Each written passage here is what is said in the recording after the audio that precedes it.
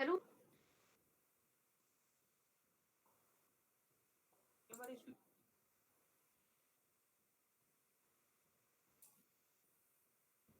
Subscribe करें मेरे channel को।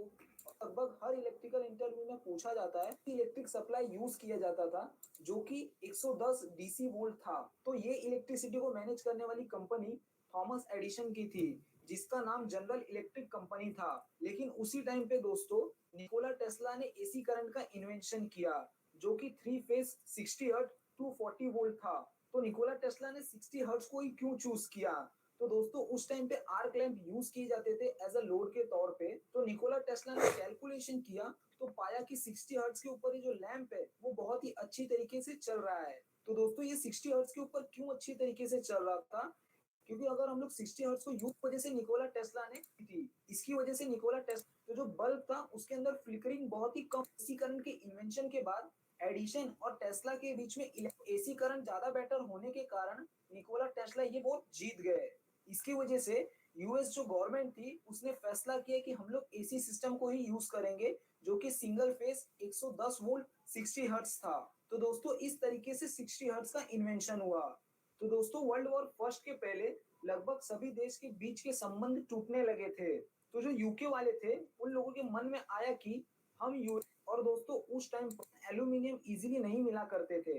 यूके के जो साइंटिस्ट लोग थे उन लोगों ने पाया कि अगर हम लोग वोल्टेज को इंक्रीज कर दें और करंट को डिक्रीज कर दें तो कॉपर कम यूज होता है, क्योंकि करंट कम रहेगा तो कॉपर के वायर का साइज भी कम लगेगा। तो उन लोगों ने 110 एसी वोल्ट की बजाय 220 एसी वोल्ट यूज करने का फैसला किया। उस टाइम तक मोटर का इन्वेंशन हो चुका था, जो कि औजार वगैरह बनाने वाली कंपनी यूज करती थी। तो यूके के साइंटिस्ट लोग ने पाया कि जितना ज्यादा फ्रीक्वेंसी होगा उतना ज्यादा eddy current loss and hysteresis loss होगा। तो उन लोगों ने 60 हर्ट्ज ना यूज करके 50 हर्ट्ज यूज करने का फैसला किया। तो दोस्तों यूके में single phase 50 hertz 220 AC volt use होने लगा।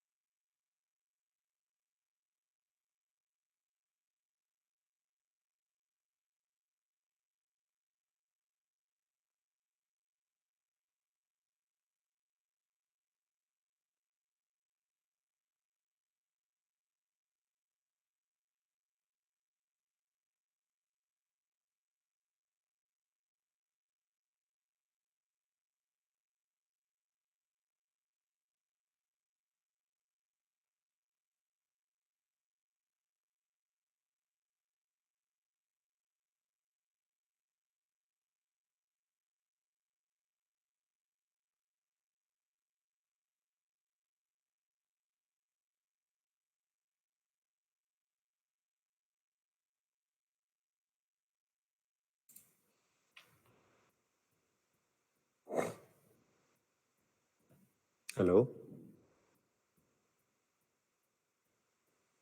अभी कुछ लोगों की असाइनमेंट्स आ रखी हैं, तो मैंने उसमें जो क्वेश्चन दिया था, why 50 hertz is use in India, तो उसमें सभी लोगों ने जो गूगल का फर्स्ट सर्च का रिजल्ट निकला, मैक्सिमम ने वही डाला हुआ है, राइट ना? लगभग सभी ने वही चीज डाली हुई है।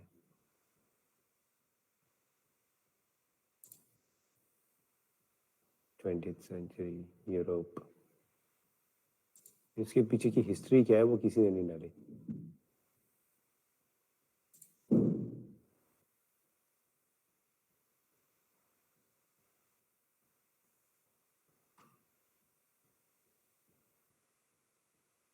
Power supply rule in India 220 to 50 hertz, high temperature. अब ये हाई टेम्परेचर का यहाँ पे रीजन दिया हुआ है, उसके पीछे का लॉजिक क्या है? आपने यहाँ पे सर्च करके उठा के डाल तो दिया कि हाई टेम्परेचर है, major reason is the high temperature in India, high frequency will lead to more heating. अब इंडिया के सारे रीजन में थोड़ा ना हाई टेम्परेचर होता है।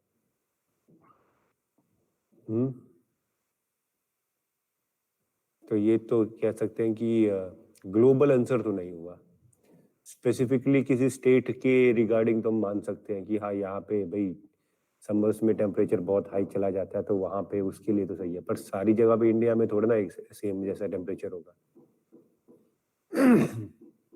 तो जो सबसे पहला सर्च मिला आपको, आपने वही उठा के नोट कर दिया।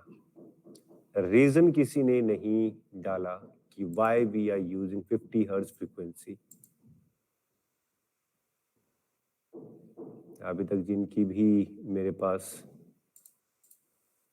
असाइनमेंट्स आई है, लगभग सभी का यही है। मुस्कान, ऋतिक, सचिन, आदर्श, लोकेश्वर, नयन, खुशबू, सभी का लगभग सेम ही है। जो पहला सर्च मिला वो उठा के आप लोगों ने टाइप कर दिया यहाँ पे, यानी कि लिख दिया। Bhanu, the Indian power supply is 220 volt to 50 volts and 50 hertz. The major reason is the Indian temperature which is high. Can hot up wiring etc. Hot up या heat up?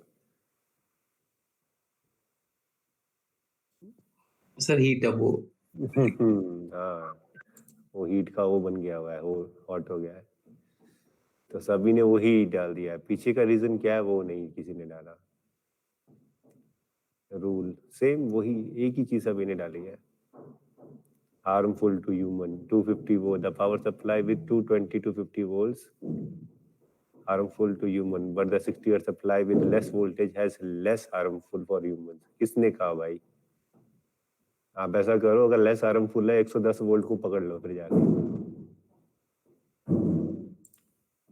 इंडिया में 110 वोल्ट भी है, उसे हम लोग split phase कहते हैं।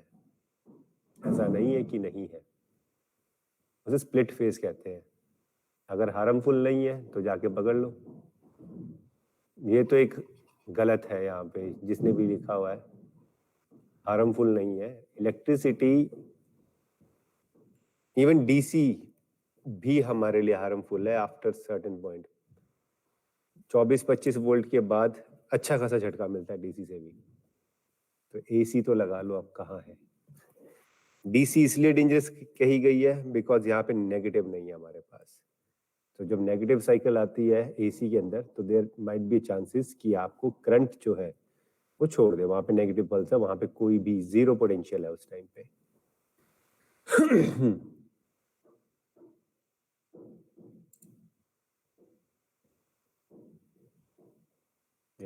वही सेम उठाया सभी ने, हायर। अब बताओ भाई मेरे को, जिस सभी ने ये हायर वाला लिखा हुआ है, कल्पना, वही है। अब बताओ क्या throughout India higher temperature है क्या? Throughout India higher temperature है क्या? No sir. देन ये जो भी स्टेटमेंट आपने लिखी वो तो गलत होगी ना।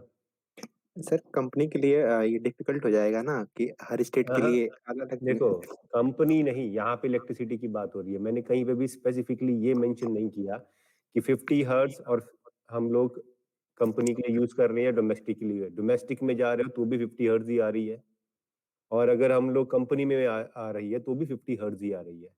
50 से ना 49 हो रही है ना 51 हो रही है, हर जगह 50 हर्ट्ज ही है। सिंगल फेज और थ्री फेज डिफरेंट मैटर है, ठीक है। पर 50 हर्ट्ज का क्वेश्चन था यहाँ पे, व्हाई वी यूज 50 हर्ट्ज। तो 50 हर्ट्ज कंपनी, इंडस्ट्री और डोमेस्टिक, कमर्शियल, अगर सिंपल वर्ड्स में कहें कमर्शियल एंड डोमेस्टिक दोनों की केस में 50 हर्ट्ज ही है। सर वो जो कंपनी प्रोवाइड करती है इलेक्ट्रिसिटी में उसकी बात कर रहा हूँ। अच्छा, तो कंप उनके लिए डिफिकल्ट हो जाएगा हर स्टेट को अलग अलग फ्रीक्वेंसी प्रोवाइड करना। नहीं तो वो तो फिक्स है, वो ठीक है कि हम लोग अलग अलग स्टेट में अलग अलग फ्रिक्वेंसी नहीं दे सकते, प्लस दे भी सकते हैं तो भी लॉस है। बिकॉज जितने भी इलेक्ट्रिकल इक्विपमेंट्स बन रहे हैं वो स्टैंडर्ड इंडिया में और जो भी यूरोपियन कंट्री से रिलेटेड कंट्रीज है वहां पे 50 हर्ट्ज ही यूज हो रही है। चाइना भी कितना 60 हर्ट्ज और 100 वोल्ट यूज करता है सिंगल फेज में, ठीक है। बाकी 110 वोल्ट है, 200 वोल्ट भी है कहीं पे, ठीक है। पर जनरलाइज 230 220 वोल्ट सिंगल फेज और 50 हर्ट्ज ही यूज किए जा रहे हैं। ऐसा नहीं है कि अदर कंट्रीज में 50 हर्ट्ज पे काम नहीं हो रहा। जितनी भी डोमेस्टिक अप्लायंसेस पे जा या डोमेस्टिक सर्विसेज पे जा रही हैं वहां पे जा 50 हर्ट्ज ही 60 हर्ट्ज ही रही हैं, बट वहां पे उसे स्टेप डाउन किया जा रहा है, ठीक है। अगर आप स्टडी करोगे तो उसमें आपको ये सब चीजें मिलेंगी। पर रीजन क्या था इसके पीछे वो किसी ने नहीं लिखा है। बस हायर टेम्परेचर, अगर आप ये भी बोल रहे हो कि सब स्टेट को हम लोग डिफरेंट डिफरेंट सप्लाई नहीं दे सकते, सबसे पहले तो सभी स्टेट के लिए जिन जिनको हमने डिफरेंट सप्लाई देनी है वहां के इक्विपमेंट चेंज हो जाएंगे। तो स्टैंडर्डाइज तो एक ही इक्विपमेंट बनता है इलेक्ट्रिकल, और वो रहे 50 हर्ट्ज के ऊपर काम करने वाला। तो पहले तो मैन्युफैक्चरिंग चेंज करनी पड़ेगी कि हाँ जी इसको 55 चाहिए, इसको 60 चाहिए, इस स्टेट में हमें भाई 60 हर्ट्ज देना है, इसमें 50 हर्ट्ज देना है। वो क्यों देना है, रीजन क्या उसके पीछे? रीजन यही है कि जो इक्विपमेंट्स काम कर रहे हैं, इलेक्ट्रिकल इक्विपमेंट्स है, वो डिफरेंट डिफरेंट फ्रिक्वेंसी पे काम कर रहे हैं, तो ये तो पॉसिबल नहीं है, पहली चीज। और ये अगर आपने हायर वाला है, थोड़ा कॉमन सेंस तो लगाओ यार। अगर आप कुछ लिख रहे हो तो कुछ कॉमन सेंस तो लगाओ उसके पीछे कि थ्रू आउट इंडिया अगर आप लेके इस टाइम चले जाओ, आप हिमाचल चले जाओ, जम्मू कश्मीर चले जाओ, टेम्परेचर लो है वहां पे। यहाँ पे गर्मी हो रखी है, वहां पे नहीं है।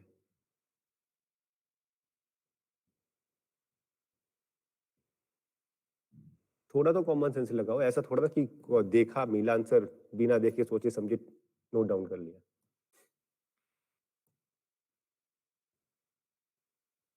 आप लोग इंजीनियर्स हैं, टेक्निकल लोग हैं, तो थोड़ा सोचो तो सही, कुछ तर्क तो निकालो, लॉजिक लॉजिक तो होना चाहिए ना किसी बात के पीछे।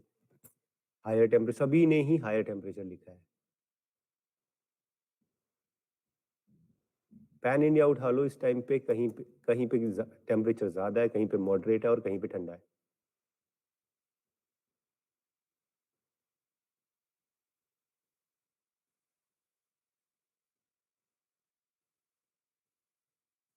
टास्क आपको असाइनमेंट फिलअप करने के लिए नहीं दिया था, अंडरस्टैंडिंग के लिए दिया था कि आप उस चीज को अंडरस्टैंड करें। अगर यहाँ पे भी वो कहते हैं कि सिर्फ कॉपी ही भरनी है तो फिर कोई फायदा नहीं है ना यहाँ पे ट्रेनिंग करने का या चीजों को जानने का।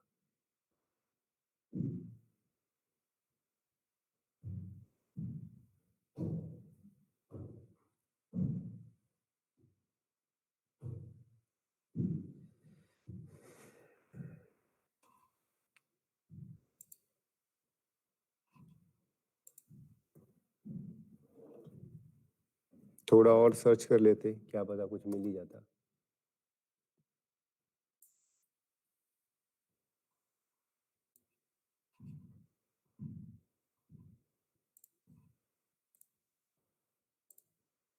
हिंदी में ये एक वीडियो है,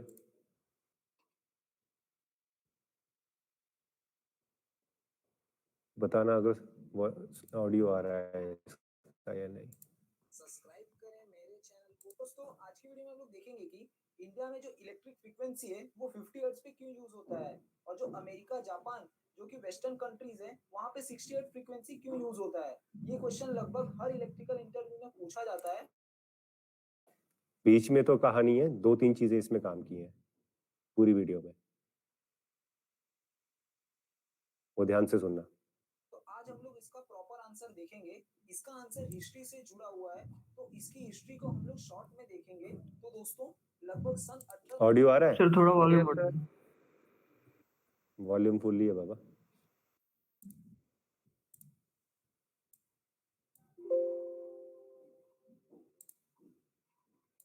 सौ में इलेक्ट्रिसिटी का इन्वेंशन हुआ था, जो कि यूएसए के अंदर हुआ था। तो उस टाइम पर डीसी इलेक्ट्रिक सप्लाई यूज किया जाता था, जो कि 110 डीसी वोल्ट था। तो ये इलेक्ट्रिसिटी को मैनेज करने वाली कंपनी थॉमस एडिसन की थी, जिसका नाम जनरल इलेक्ट्रिक कंपनी था। लेकिन उसी टाइम पे दोस्तों निकोला टेस्ला ने एसी करंट का इन्वेंशन किया, जो कि 3 फेज 60 हर्ट्ज 240 वोल्ट था। तो निकोला टेस्ला ने 60 हर्ट्ज को ही क्यों चूज किया? तो दोस्तों With respect to 110 volt, 240 volt is a 3 phase. With respect to, यहाँ पे 240 वोल्ट आप सिंगल फेज मत समझना। With respect to DC, DC का जो सिंगल फेज था 110 वोल्ट, उस हिसाब से ये 3 फेज है। टाइम पे आर्क लैंप यूज किए जाते थे एज अ लोड के तौर पे। तो निकोला टेस्ला ने कैलकुलेशन किया तो पाया कि 60 हर्ट्ज के ऊपर ये जो लैंप है वो बहुत ही अच्छी तरीके से चल रहा है। तो दोस्तों ये 60 हर्ट्ज के ऊपर क्यों अच्छी तरीके से चल रहा था? क्योंकि अगर हम लोग 60 हर्ट्ज को यूज करते थे तो जो बल्ब था उसके अंदर फ्लिकरिंग बहुत ही कम होती थी। इसकी वजह से निकोला टेस्ला ने 60 हर्ट्ज यूज करने का फैसला किया। तो दोस्तों एसी करंट के इन्वेंशन के बाद एडिशन और टेस्ला के बीच में इलेक्ट्रिक वॉर होने लगा कि किसका सिस्टम ज्यादा बेटर है। तो एसी करंट ज्यादा बेटर होने के कारण निकोला टेस्ला ये वोट जीत गए। इसकी वजह से यूएस जो गवर्नमेंट थी उसने फैसला किया कि हम लोग एसी सिस्टम को ही यूज करेंगे, जो कि सिंगल फेज 110 वोल्ट 60 हर्ट्ज था। तो दोस्तों इस तरीके से 60 हर्ट्ज का इन्वेंशन हुआ। तो दोस्तों वर्ल्ड वॉर अच्छा, कोई ये बता सकता है कि निकोलस टेस्ला, इस जो भी इन दोनों थॉमस एडिसन और निकोलस टेस्ला में इलेक्ट्रिक वॉर चल रही थी, वो निकोलस टेस्ला ही क्यों विन किया है? बता सकता है कोई? सिंपल सा आंसर है इसका।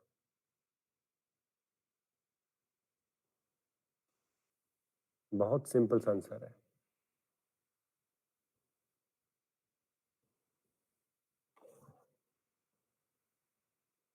सर लैम्प की फ्लिकरिंग कम हो रही थी। अच्छा, गुड। कोई और?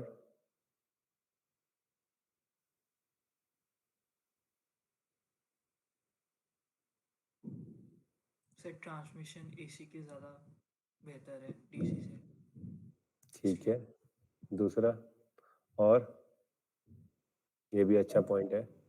सर डीसी लेस डेंजरस है, अरे एसी लेस डेंजरस है डीसी से। ये बहुत बड़ा फैक्टर है।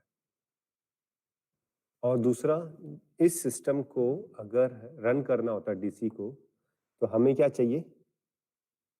स्टोरेज सेल्स चाहिए, जहां पे हम लोग डीसी को स्टोर कर सकें और देन उसके बाद ट्रांसमिट कर सकें। ठीक है। और हमारी इलेक्ट्रिसिटी एसी में क्या है, जनरेशन के साथ ही हमारा डिस्ट्रीब्यूशन और ट्रांसमिशन शुरू हो जाता है। स्टोर करने का कोई फंडा ही नहीं है। स्टोर कर सकते हैं, बट डीसी में क्या है कि आपको डेडिकेटेडली पहले तो एक स्टोरेज यूनिट चाहिए।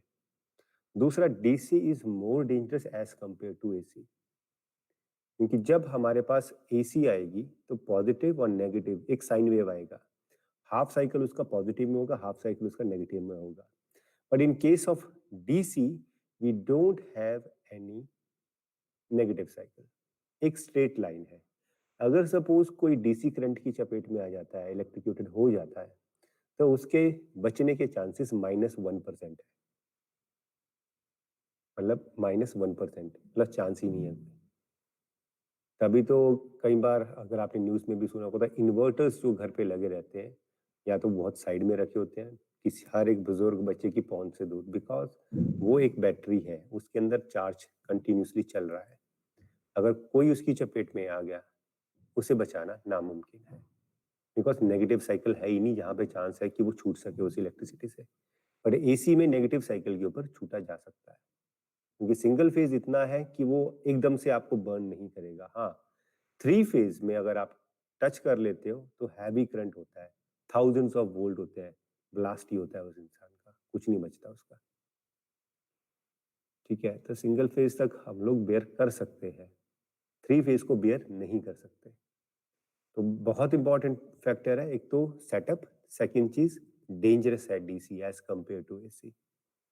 तो इस वजह से भी निकोलस टेस्ला को बेनिफिट मिला। फर्स्ट के पहले लगभग सभी देश के बीच के संबंध टूटने लगे थे। तो जो यूके वाले थे उन लोगों के मन में आया कि हम यूएसए के टेक्नोलॉजी को क्यों अब यहाँ पे जो इन्वेंशन थी, वो इन्वेंशन जो एसी के ऊपर जो 50 हर्ट्ज वाली आई, and वो इस वजह से आई क्योंकि वर्ल्ड वॉर के दौरान जितने भी सोवियत यूनियंस थे वो आपस में ब्रेक होने शुरू हुए, और उस एक राइवलरी ने इस चीज को पैदा किया कि we are not going to use USS technology, क्योंकि अगर हम उनकी टेक्नोलॉजी यूज करेंगे तो उन्हें पे करना पड़ेगा, और यूएसए हमेशा से डोमिनेंट रहा है थ्रू आउट द वर्ल्ड। ठीक है, आप किसी भी जगह पे देख लो, पैसा है, रुपया है, दिनार है, द्राम है, कुवैती कोई भी अपना करेंसी है, विद रिस्पेक्ट टू डॉलर ही कैलकुलेट की जाती है। इवन पेट्रोल, डीजल, हर एक चीज विद रिस्पेक्ट टू डॉलर ही की जाती है। हम यहाँ पे ये चीज डिस्कस करने के लिए, बट एक चीज बता रहा हूँ। तो इसलिए इन्होंने कि यूएसए को पैसे देने से अच्छा है कि हम लोग अपना ही कुछ उसमें चेंजेस करके कुछ बनाए, उनकी टेक्नोलॉजी को यूज नहीं करना है। सिंस 1950 तक through out the world, USA और अदर कंट्रीज को छोड़ के हर जगह पे इलेक्ट्रिक इक्विपमेंट्स नहीं थे इतने कि उन्हें हम लोग उस तरीके से क्या कह सकते हैं कि एसी पे चलाए। थोड़े बहुत थे तो चेंजेबल थे, आगे इसको मैं बताएगा आपको। यूज करें, हम लोग अपना खुद का टेक्नोलॉजी बनाएंगे। और दोस्तों उस टाइम पर कॉपर एंड एल्यूमिनियम का भाव अच्छा खासा था, क्योंकि कॉपर एंड एल्यूमिनियम इजीली नहीं मिला कर। ये भी एक बहुत बड़ा फैक्टर है 50 हर्ट्ज पे आने के लिए। कॉपर और एल्यूमिनियम उस टाइम पे इजीली अवेलेबल नहीं थे, हमेशा बाहर से इंपोर्ट किए जाते थे, जो बहुत ज़्यादा हैवी कॉस्ट करते थे। तो अब किसी भी कॉइल को बनाना है तो कॉपर या एल्यूमिनियम का मिक्सचर या कॉपर या एल्यूमिनियम सिंगल लीज को यूज करना पड़ता था। तो यहाँ पे उनकी जो कॉस्ट है वो, या कोई कोई भी चीज बनती थी वो एक्सपेंसिव होती थी, चाहे हमने एसी की जनरेशन के लिए कोई मशीन डेवलप करनी है या कोई इलेक्ट्रिक इक्विपमेंट जो एसी सिग्नल पे काम करता हो। तो कॉइल जरूरी है, कॉइल होगी तभी करंट बनेगा, मैग्नेटिक फील्ड बनेगी, फ्लक्स बनेगी, तभी कोई चीज चलेगी। ठीक है, तो एक ये भी एक बड़ा रीजन था। करते थे। यूके के जो साइंटिस्ट लोग थे उन लोगों ने पाया कि अगर हम लोग वोल्टेज को इंक्रीज कर दें और करंट को डिक्रीज कर दें तो कॉपर कम यूज होता है, क्योंकि करंट कम रहेगा तो कॉपर के वायर का साइज भी कम लगेगा। तो उन लोगों ने 110 एसी वोल्ट की बजाय 220 एसी वोल्ट यूज करने का फैसला किया। उस टाइम तक मोटर का इन्वेंशन हो चुका था, जो कि औजार वगैरह बनाने वाली कंपनी यूज करती थी। तो यूके के साइंटिस्ट लोग ने पाया कि जितना ज्यादा फ्रीक्वेंसी होगा उतना ज्यादा eddy current loss and hysteresis loss होगा। तो उन लोगों ने 60 हर्ट्ज ना यूज करके 50 हर्ट्ज यूज करने का फैसला किया। तो दोस्तों यूके में single phase 50 hertz 220 AC volt use होने लगा। जैसा कि आप लोगों को मालूम ही होगा कि इंडिया के ऊपर ब्रिटिश लोगों ने कई साल तक राज किया था। तो उनके राज शासन में उन लोगों ने इंडिया के अंदर इंडिया का पहला पावर प्लांट बनाया, जो कि सन 1897 में दार्जिलिंग में बनाया। ये इंडिया का सबसे पहला हाइड्रो पावर प्लांट था, जो कि 50 हर्ट्ज के ऊपर काम करता था, जिसकी कैपेसिटी 130 किलोवाट की थी।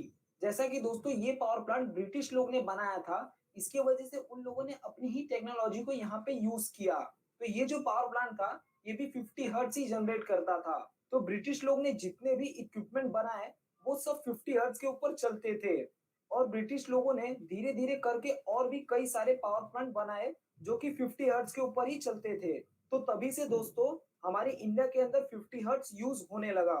तो दोस्तों ब्रिटिश शासन जाने के बाद मीन्स हमारे इंडिया से जब ब्रिटिश लोग चले गए, तब हम चाह करके भी इस फ्रीक्वेंसी को नहीं चेंज कर सकते थे, क्योंकि हमारे इंडिया के अंदर जितने भी इक्विपमेंट थे वो सब 50 हर्ट्ज के ऊपर चलते थे। तो अगर हम लोग इस फ्रीक्वेंसी को चेंज कर देते तो सारे इक्विपमेंट बेकार हो जाते और इस फ्रीक्वेंसी के ऊपर नहीं चलते।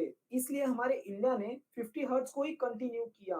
तो दोस्तों अगर आप लोगों को मैं शॉर्ट में समझाऊं तो ब्रिटिश लोगों ने जो हमारे इंडिया के अंदर पहला पावर प्लांट बनाया था, वो पावर प्लांट 50 हर्ट्ज के ऊपर वर्क कर रहा था।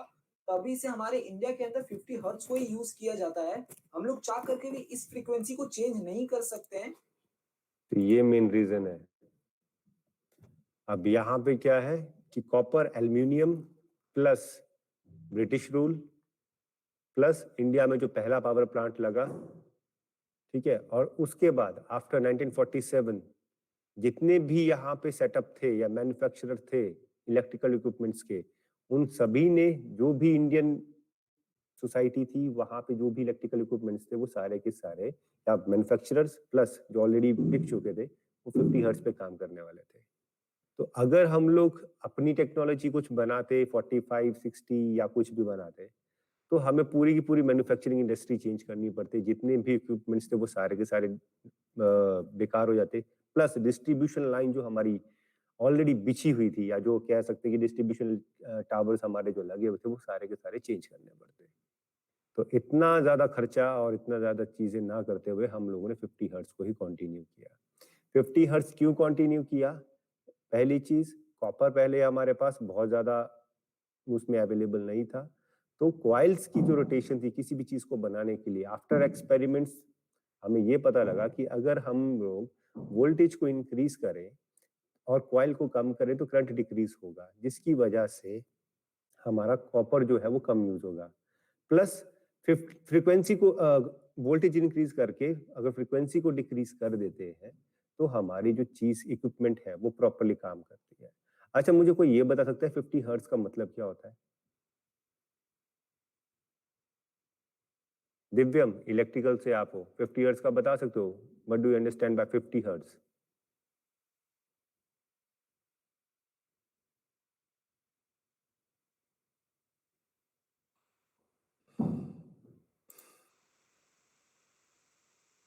Yes sir. यही उठाया ना आप लोगों ने सबने? पहला जो मिला उसी को उठा के चेप दिया सभी ने। बताओ, what do you understand by 50 hertz? Sir mean sir 50 revolutions पर सर जनरेट रोटर की सर 50 रिवॉल्यूशंस पर सेकंड। हम्म सर रोटर सर होता है सर। रोटर को छोड़ो, हम यहाँ पे रोटर की बात ही नहीं कर रहे। अच्छा जनरल बताओ, जनरल क्या होता है? सर फ्रीक्वेंसी मतलब सर इतनी बार करेगा सर एक यूनिट टाइम के अंदर। 50 हर्ट्ज। अब देखो निकोलस टेस्ला और थॉमस एडिसन, अब यहाँ पे क्या हुआ, 60 हर्ट्ज की फ्रीक्वेंसी आई तो उसमें उन्होंने एक बताया कि आर्क बल्ब जो था हमारा, आर्क बल्ब में क्या होता था कि दो इलेक्ट्रोड होते थे एक फिर डिस्टेंस के ऊपर, और जब उसमें से इलेक्ट्रिसिटी पास कराते थे तो वो क्या होता था, एक आर्क बनाते थे। आर्क मतलब वहां उनके बीच में आपस में आयनाइजेशन होती थी और आयनाइजेशन की वजह से वो एरिया में हीट जनरेट होती थी, फ्लेम्स जनरेट होती थी, जिसकी वजह से वो जलता था। तो उसमें बताया कि उसने फ्लिकरिंग फ्लिकरिंग कम हो रही थी। तो फ्लिकरिंग निकोलस टेस्ला ने चेक किया कि फ्लिकरिंग कम हो रही थी एसी में 60 हर्ट्ज के ऊपर। 60 हर्ट्ज और 50 हर्ट्ज, इनका मतलब ये है कि एक सेकंड में कितने साइकिल्स वो चल रहे हैं। साइकिल्स का मतलब है एक सेकंड में वो कितनी बार ऑन ऑफ हो रहे हैं, बिकॉज एसी में हमारा पॉजिटिव और नेगेटिव दोनों है। तो पॉजिटिव साइकिल में वो ऑन होगा, नेगेटिव साइकिल में वो ऑफ होगा। दैट मीन्स 1 सेकंड में 50 साइकिल्स, यानी कि कोई भी इक्विपमेंट हमारा, चाहे वो बल्ब है चाहे वो कोई इलेक्ट्रिक मोटर है, वो 1 सेकंड में 50 बार ऑन ऑफ होती है।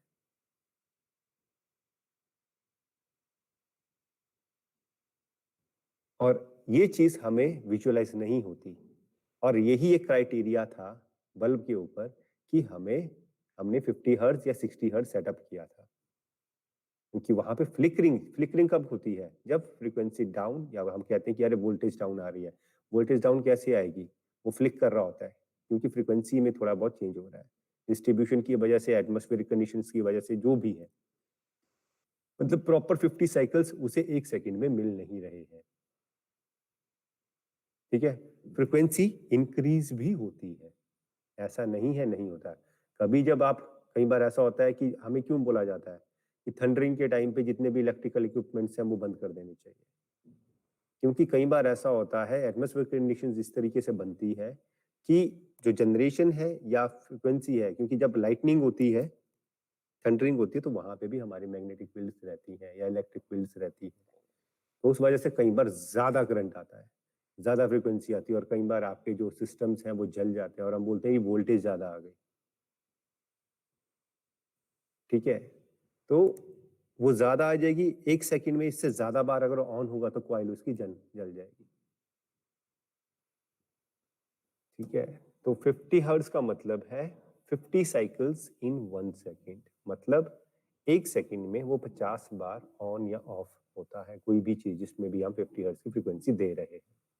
तो ये चीज आपसे डिमांड की गई थी, ना कि ये कि हाई टेम्परेचर उठा के आप डाल दो। अब यहाँ पे अगर आपको डिटेल आंसर जाना है तो डिटेल आंसर को समझने के लिए यू हैव टू अंडरस्टैंड कि हिस्टेरिस लॉसेस और एडी करंट लॉसेस होते क्या है। ठीक है, तो यहाँ से आपको काफी सारी चीजें समझ में आएगी कि लैमिनेशन क्यों की जाती है, हम लोग इम्प्योरिटी क्यों डालते हैं किसी भी कंडक्टिव मटेरियल में, रीजन क्या है उसका। ठीक है, वो सारा का सारा जो रिलेशन है वो यही एडी करंट और हिस्टेरिस लॉसेस के साथ ही है, जिन्हें हम लोग कई बार आयरन लॉसेस भी कहते हैं। हिस्टेरिस लॉसेस ही आयरन लॉसेस होते हैं। ठीक है, तो ये सब चीजें आपको जाननी जरूरी है। और यहाँ से काफी ज्यादा आपका इलेक्ट्रिकल का पार्ट या इलेक्ट्रॉनिक्स में अगर आपको कहीं पे मोटर्स हैं या इलेक्ट्रिकल का कुछ भी सब पार्ट है तो वो क्लियर होगा। बहुत लोगों को नहीं पता, ये सिंपल जो आंसर आपने उठा के पहला ही सर्च उठा के डाल दिया, ये एग्जैक्ट आंसर नहीं है इसका, इसके पीछे पूरी रिसर्च है। मेन आंसर तो इसका हिस्टेरिस और एडी करंट लॉसेस ही है। ठीक है, जो हम लोग 50 हर्ट्ज पे आए हैं। और सेकंड जो इसका मोस्ट इंपॉर्टेंट रीजन है वो है अवेलेबिलिटी ऑफ सोर्सेस, यानी कि कॉपर उस टाइम पे जब ये इन्वेंशन हुई थी 1800 में, तो कॉपर और एल्युमिनियम इजीली अवेलेबल नहीं थे। चलो ठीक है, ये तो हो गया। तो जो भी अगर कोई काम दिया जा रहा है उसे एटलीस्ट समझो, खाली कॉपी पेस्ट करने की कोशिश मत करो। सभी ने सेम चीज डाली है, किसी ने भी चेंज नहीं किया हुआ है, जो पहला सर्च मिला उठाया और डाल दिया, सोचा भी नहीं कि ये करेक्ट है या नहीं है। थ्रू आउट इंडिया हम लोग टेम्परेचर सेम रहेगा नहीं रहेगा।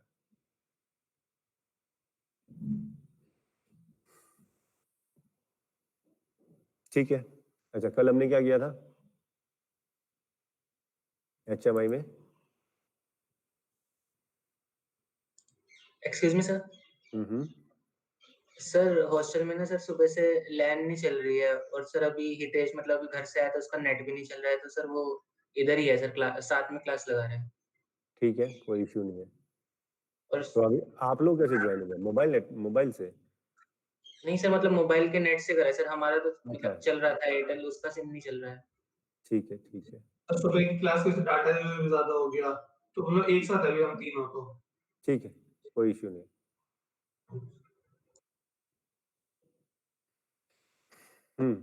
तो हमने कल HMI में क्या किया था?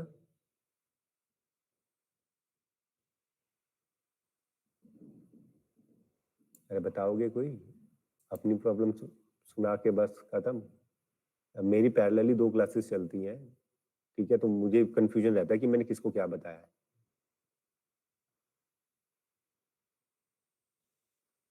उनका भी HMI चल रहा है, आप लोगों का भी HMI चल रहा है। मैं नहीं चाह रहा कि कोई चीज मिस हो जाए आपकी उनके चक्कर में कि हाँ ये मैंने बता रखा है। तो कल हमने सिर्फ मूवमेंट्स की थी ना हम लोगों ने। यस सर, लास्ट में मूवमेंट की थी। ठीक है, ये बंद कर देते हैं, ये इम्पोर्टेंट है, ये बाद में बताएंगे हम।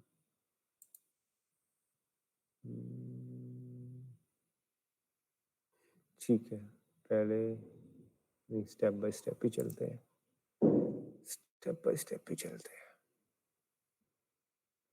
अच्छा, आप लोगों की जो हमारे पास इंफॉर्मेशन आई है, तो 10 तारीख से जो हमें हॉस्टल की तरफ से रिक्वेस्ट आई है कि 10 तारीख आपका यहाँ पे ज्वाइनिंग का था, तो SEO में, तो मोस्टली लोग 10 या उससे पहले भी आए हुए हैं, कुछ बाद में भी आए हैं। तो उन्होंने हमसे 17 तारीख तक का टाइम मांगा है कि 17 तारीख तक आप क्लासेस ना लें। तो आपकी रिपोर्टिंग होगी 17 तारीख को यहाँ पे SCOE में। तो from 17th to next 20 days, from 17 to next 20 days आप SCOE में होंगे। तो 17 टाइमिंग में आपको बता दूंगा किस टाइम पे आपको रिपोर्ट करना है यहाँ पे। तो जैसे वो मुझे क्लियर होगी मैं आपको बता दूंगा कि 9 बजे आना है, 10 बजे आना है। और आप यहाँ पे 6 घंटे रहेंगे अ डे। तो मोस्ट प्रॉबली 10 से 1 होगा और 2 से 5 होगा आपका। और स्टिल अगर कोई टाइमिंग में चेंजेस होंगे तो मैं आपको बता दूंगा।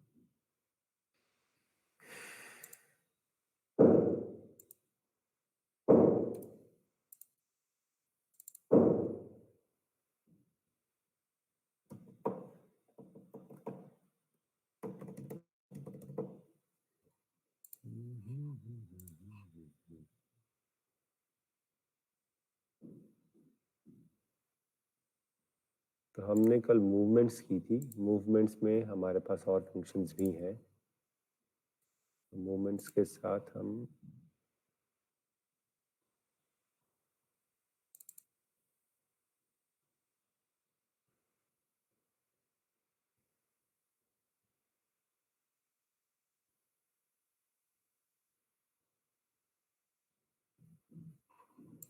फीलिंग वाला तो हमने कर लिया था ना, वो जो बार का था।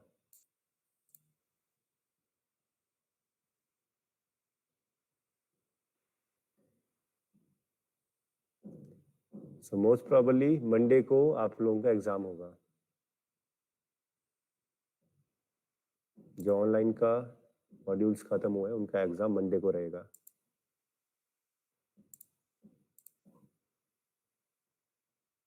सर फॉर्मेट क्या होगा एग्जाम का?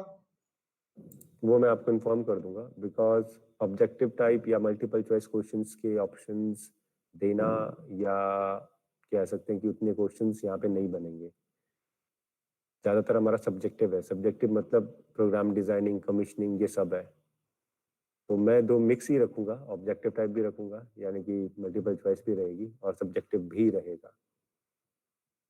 ठीक है, तो मैं 2 सेट बनाऊंगा। एक मॉर्निंग में देगा, एक या जो भी टाइम रखेंगे हम लोग उसमें एक ग्रुप देगा, वो ग्रुप में डिसाइड कर लूंगा कौन से होंगे, और एक ग्रुप दूसरे उसमें देगा। दोनों के ही क्वेश्चंस और लॉजिक्स या जो भी होंगे वो चेंज रहेंगे। वो रीजन ये है कि अगर मुझे सब्जेक्टिव डालना है तो सब्जेक्टिव के लिए मैं आप लोगों से आपके कैमरास ऑन करवाऊंगा and you have to be there while giving the exam. सभी के कैमरा ऑन रहने चाहिए उस टाइम पे जब सब्जेक्टिव चलेगा।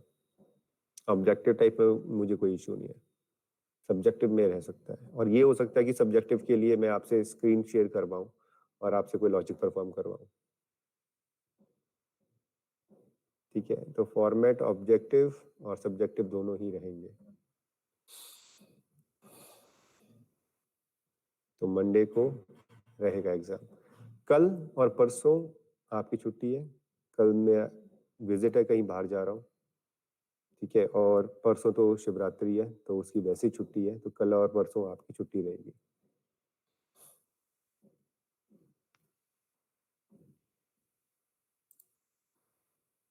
मोस्टली सारी क्लासेस, हाँ सारी तो नहीं रहेंगी, मेरी वाली क्लास आपकी ऑफ है कल और परसों। परसों तो वैसे छुट्टी है पर कल के लिए ऑफ है।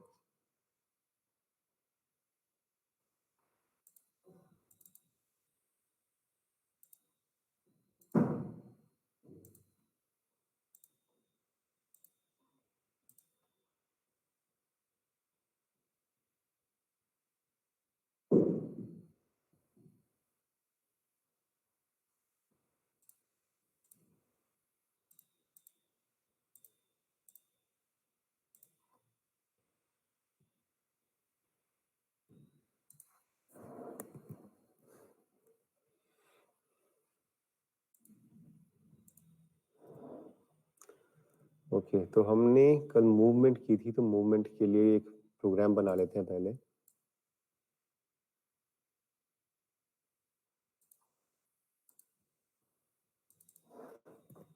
m0.0 अभी सिर्फ HMI से ही कमांड दे रहा हूँ, ठीक है।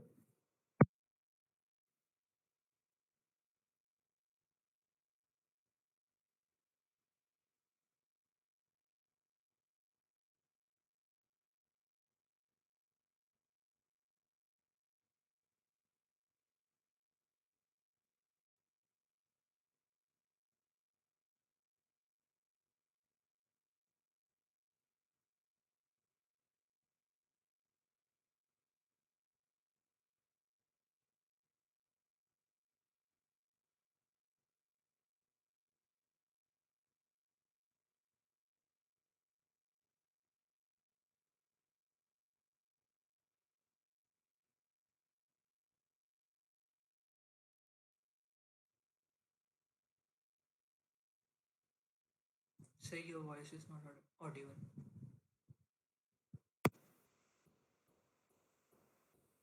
अभी ऑडिबल है? Yes, sir. तो कल बताया था क्या मैंने इनडायरेक्ट एड्रेसिंग से कैसे हम लोग टाइम या कोई भी HMI से कैसे हम लोग कोई डाटा फेड करते हैं किसी पर्टिकुलर प्रोग्राम में। चलो नहीं बताया था, कोई बात नहीं। MT4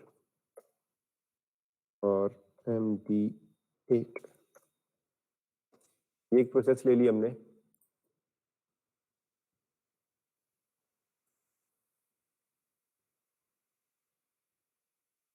अब मूवमेंट और अदर चीजें कैसे लगती है मूवमेंट के साथ, वो मैं आपको बताता हूँ।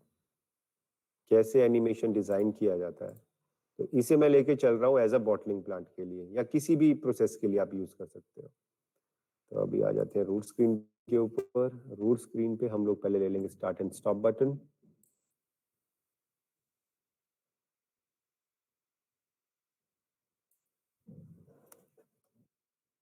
स्टार्ट स्लैश स्टॉप, यहाँ पे लगा देंगे इवेंट। इवेंट में जाके क्लिक पे लगा देंगे इन्वर्ट बिट का।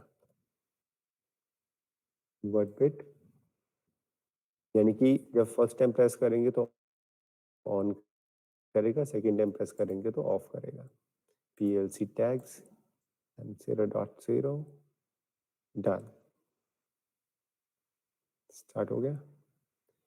अब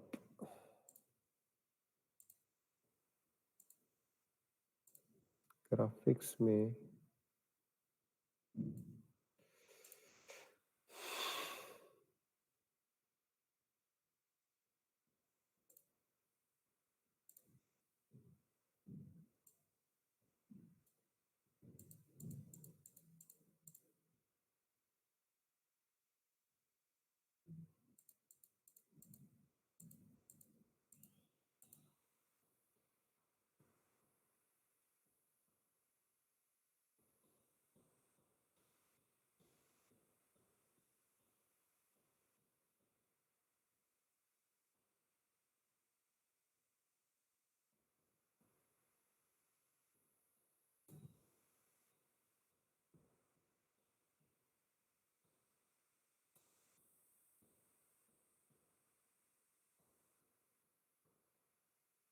waiting in boilers,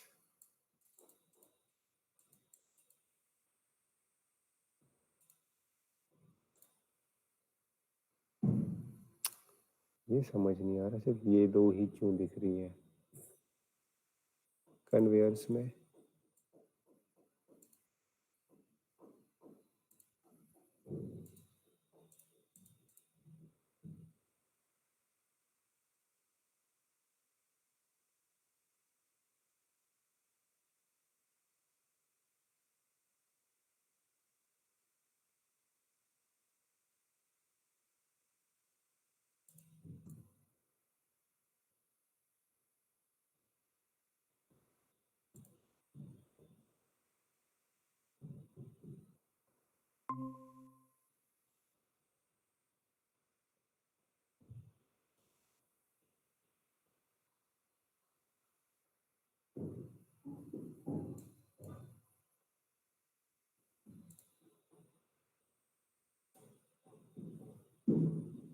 plant facilities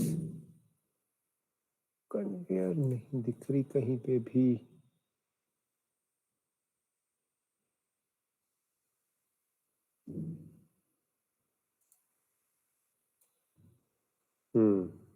other equipments में है कन्वेयर्स।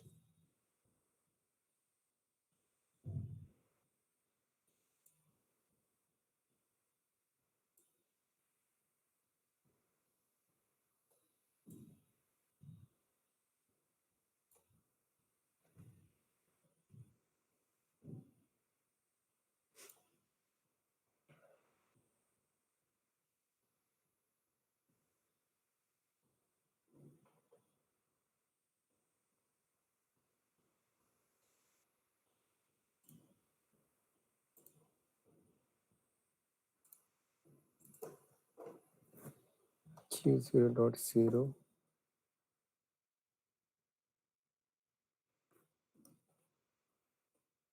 pump 1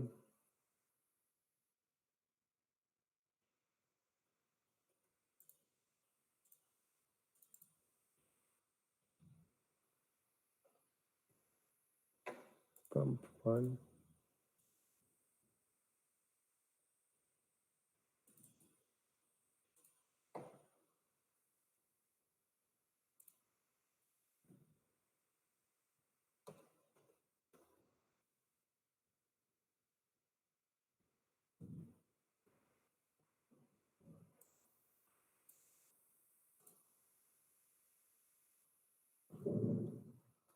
सेकेंड्स या कह सकते हैं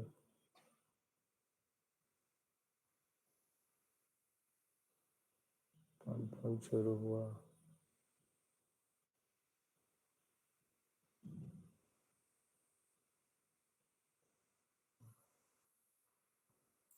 एमटी पारा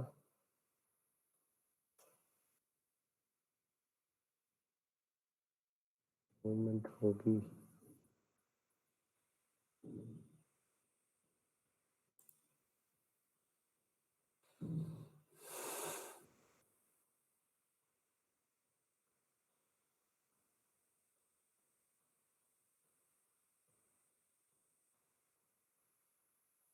थ्री टू 1 2 3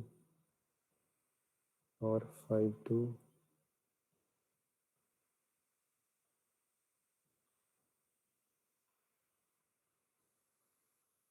7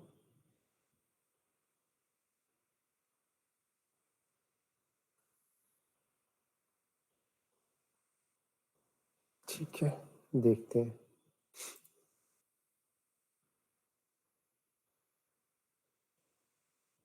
कैलकुलेशंस बहुत करनी पड़ती हैं। 2 2 3 2 5 2 सेकेंड्स।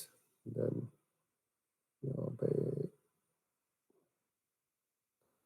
3 to 5 के बीच में फिल अप करेगा।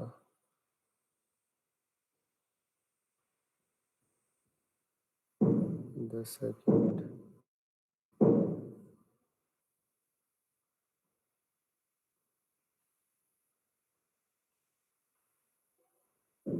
ठीक है, MD 12 है हमारा।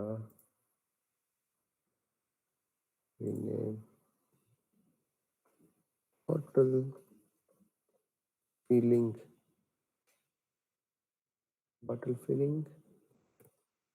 एंड मूविंग, एक नाम दे दिया मैंने इसको। 2 सेकेंड के बाद ये चलेगा, ये ठीक है। तो ये बन गया हमारा एक प्रोग्राम, एक रफ वेग सा प्रोग्राम बनाया, ऐसा नहीं कोई स्पेसिफिक। अभी इसे ले लेते हैं छोटा। अभी यहाँ से जाएंगे हम अदर इक्विपमेंट्स के बाद।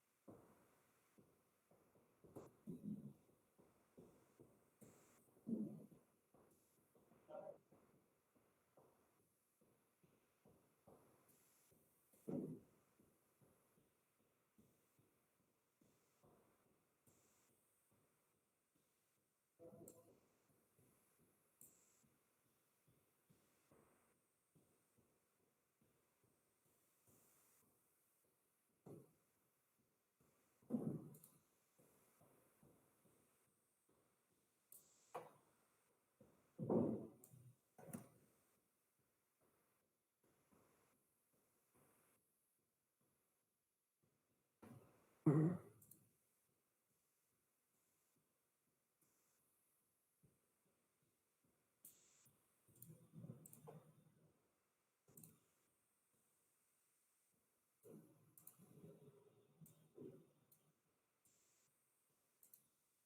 अगर टैंक 1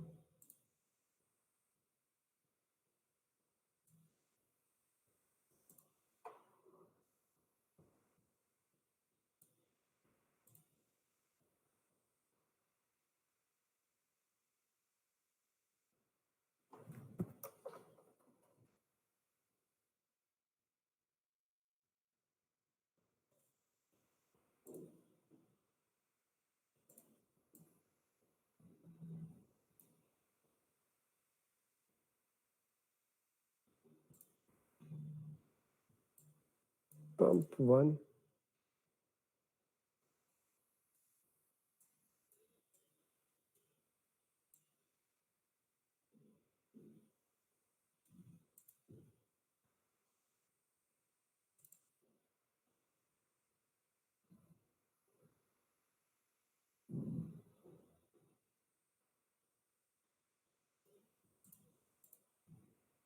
न्यू एनिमेशन अपीयरेंस ये आपको पता ही है। हम यहाँ पे लगाएंगे PLC टैग्स में Q0.0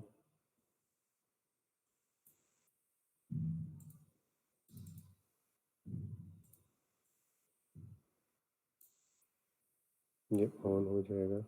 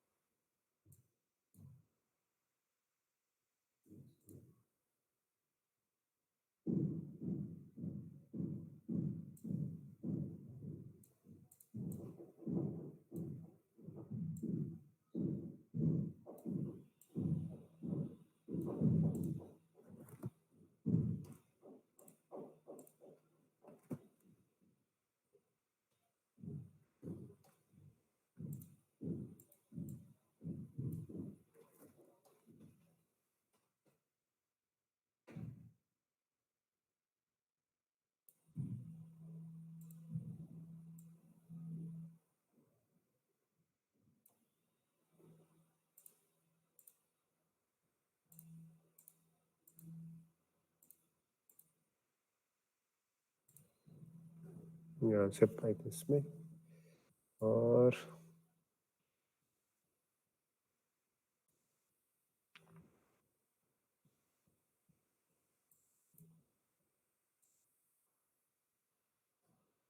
यहाँ पे हम लोग 10 सेकेंड देने वाले हैं MD4 के अंदर। इनडायरेक्ट आयो फीड लगाएंगे हम लोग इसके लिए। MD4 10 सेकेंड यानी कि 10 सेकेंड्स का काउंट यानी कि 10,000 काउंट आएंगे। प्रॉपर्टीज जनरल 10,000 अपीयरेंस मार्क्स हटा दो, स्केल्स में जाके स्केल्स हटा दो और जनरल में प्रोसेस टैग लग जाएगा हमारा। पहला क्या है MD8 यही है ना? हाँ MD8 ओके।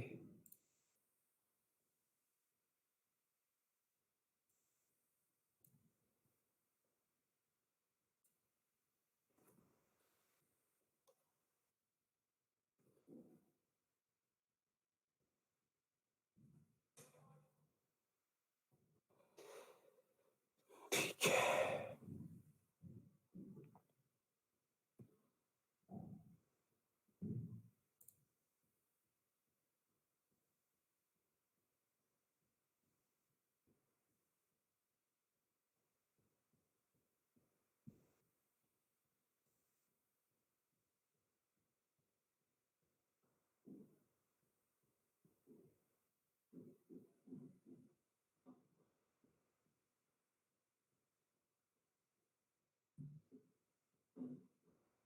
हम्म।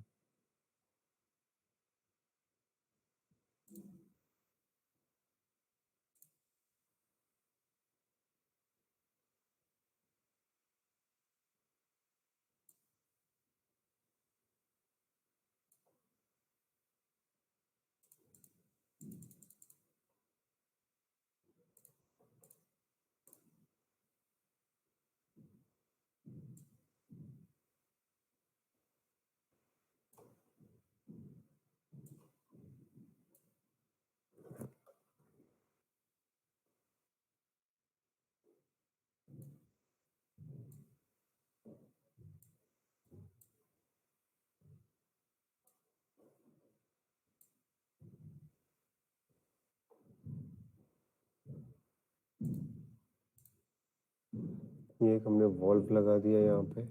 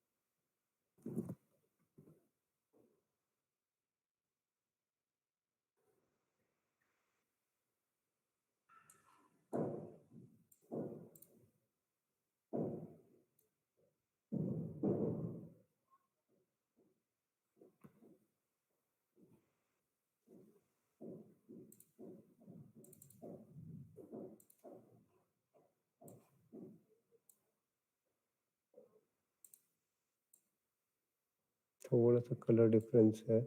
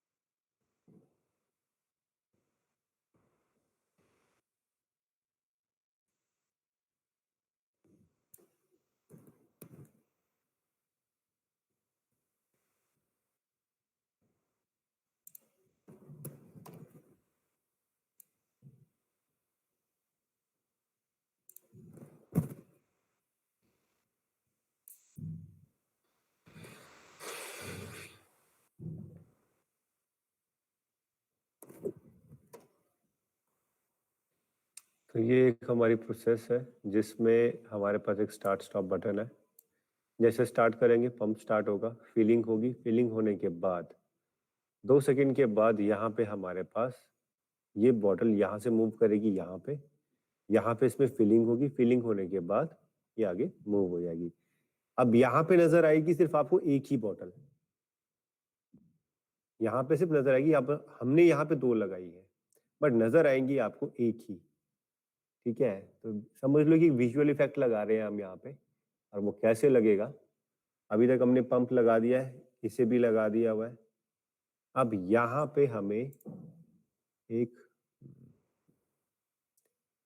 बार लेनी पड़ेगी, दोनों का साइज सेम होना चाहिए। प्रॉपर्टीज,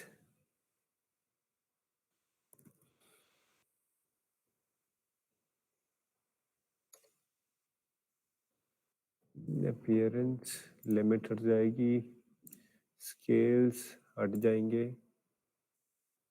और इसे कर देंगे हम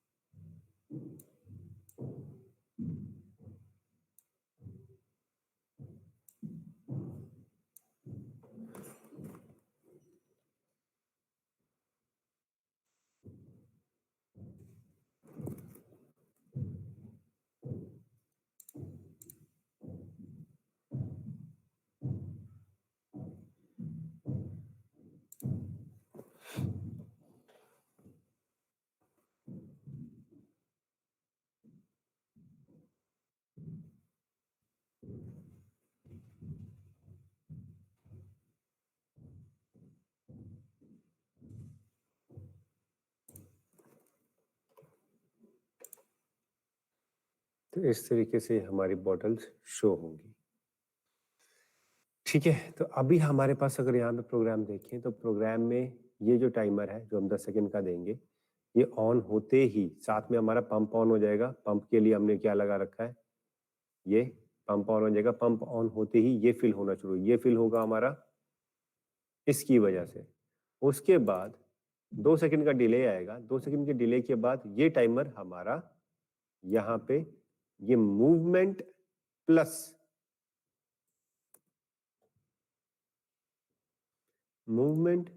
फिलिंग यहाँ पे शो करेगा। ये समझ लो कि हमारा डिस्पेंसर है जो कि फिल करेगा। ठीक है, तो अब हमने क्या किया यहाँ पे, अभी यहाँ पे गए और ये बॉटल का है और ये हमारी बार का है। तो बार पे पहले हम लगाएंगे movement and visibility. Visual effect डालने वाले हैं, मूवमेंट एंड विजिबिलिटी सेम ही चीज हम यहाँ पे लगाएंगे। प्रॉपर्टीज पे गए, जनरल में गए और जनरल में एनिमेशंस पे। एनिमेशंस में हम किस चीज पे लगा रहे हैं, उस पे ऐड न्यू एनिमेशन और विजिबिलिटी। पहले लगाई हमने विजिबिलिटी। विजिबिलिटी के लिए टैग दिया, टैग है हमारा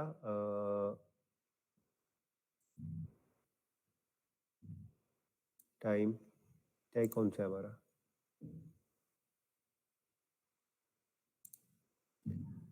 टैग हमारा MD12 का। लोड फिनिश,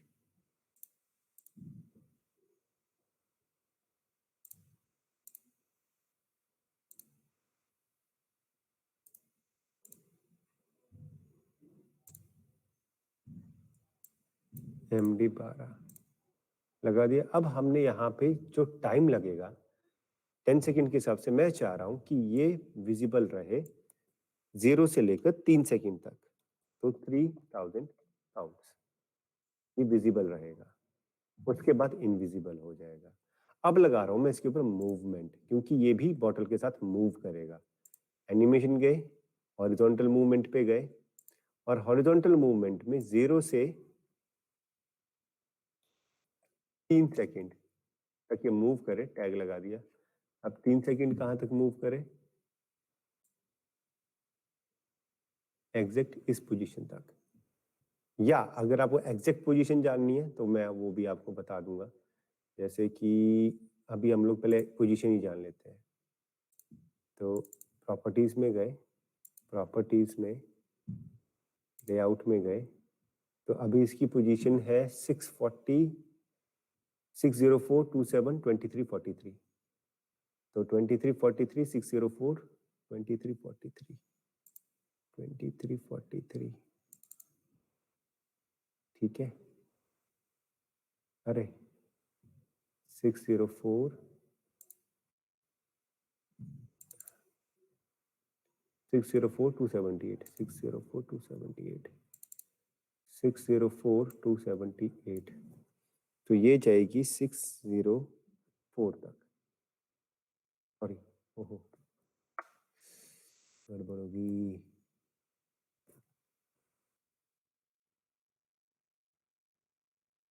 ये होगी गड़बड़ यहाँ पे।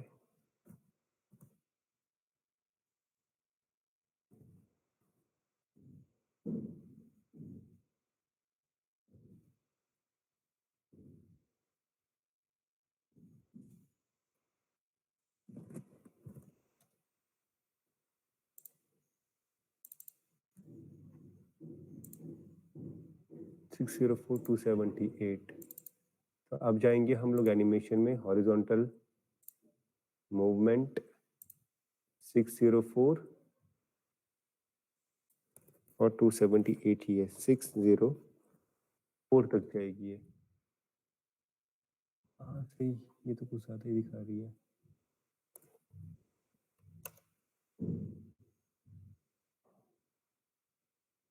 सर स्टार्ट पोजीशन पे नहीं होगा, वो टारगेट पोजीशन पे 604 ये अरे हाँ, वो गलत कर दिया मैंने। 494 था स्टार्ट 494 था ना, 494 यस सर। 494 ठीक है, हुआ ठीक है, क्या था इसका 60 604 604 अभी भी ज्यादा दिखा रहा है ये, अब आ गया, ठीक है। और काउंट कितने चाहिए हमें, 3 सेकेंड्स, यानी कि 3000 काउंट्स के ऊपर। और टैग लगा देंगे हम लोग इसमें, अब लास्ट हमारा ये था तो ये यहाँ पे लग गया टैग। अभी यहाँ से यहाँ तक मूव करेगा, ठीक है, ये हो गया। अब सेम ही हमने बॉटल के साथ करना है। अभी बॉटल की प्रॉपर्टी खोलेंगे,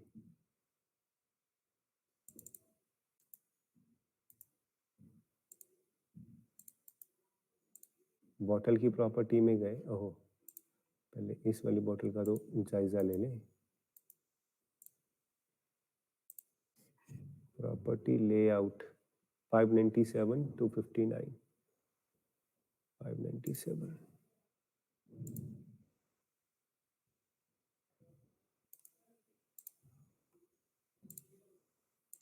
मूवमेंट लेते हैं, 597 259 597 और ये भी 259 पे है तो ये भी आ गया। तो एग्जैक्ट आ गई बॉटल भी यहाँ पे, ये भी 3000 काउंट तक ही शो करे, ठीक है। टैग वही सेम, मैं उसको डिवाइड कर दिया। अब ऐड न्यू एनिमेशन, विजिबिलिटी में 0 to 3000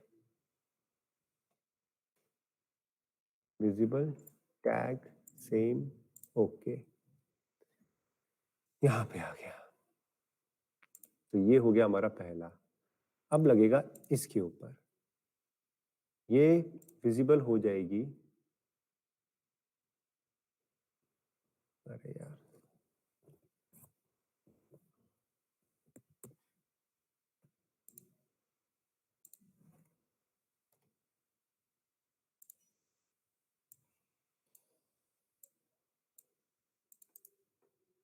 वो सेम ही लिया था ना, तो उसकी वजह से उसमें प्रॉब्लम क्रिएट कर रहा है। जनरल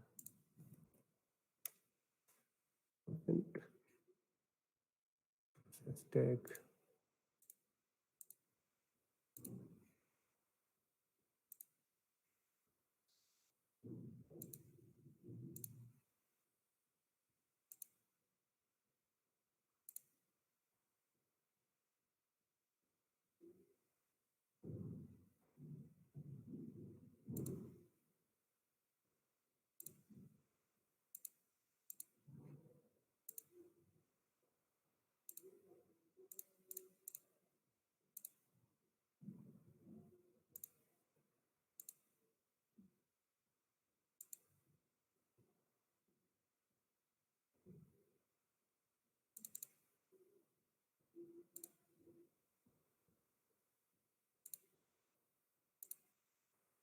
सिक्स 604278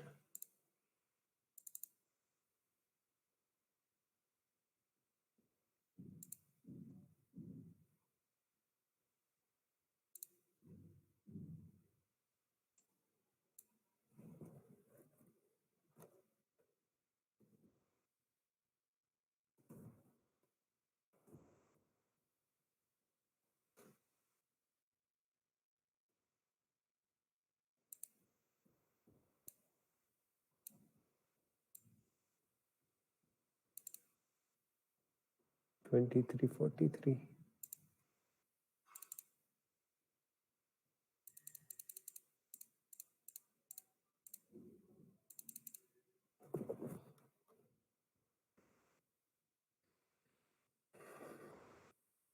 ठीक है। ये आ गई, बॉटल के साथ भी सेम ही पंगा होगा जहाँ तक मेरे को लगता है। तो अब आ जाते हैं इसके एनिमेशन पे। एनिमेशन पे आ जाएंगे हम लोग, डिस्प्ले पे विजिबिलिटी, विजिबिलिटी पे जाएंगे। अब ये हमें 3000 से शो होनी चाहिए, 3000 to 10,000, टैग MD12, ये हो गया। तो 3000 से 10,000 तक ये हमें विजिबल होनी चाहिए, ठीक है। अब आ जाते हैं इसकी मूवमेंट के ऊपर। मूवमेंट होगी हमारी हॉरिजॉन्टल, मूवमेंट शुरू होगी इसकी 5000 से 10,000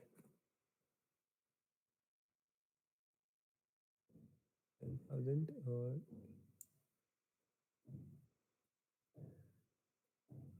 यहाँ तक ही मूव करनी चाहिए।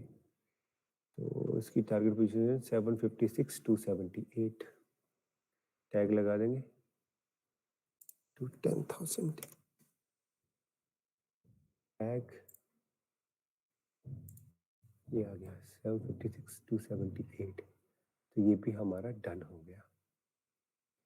ठीक है, अब रह गया इसमें filling, general appearance.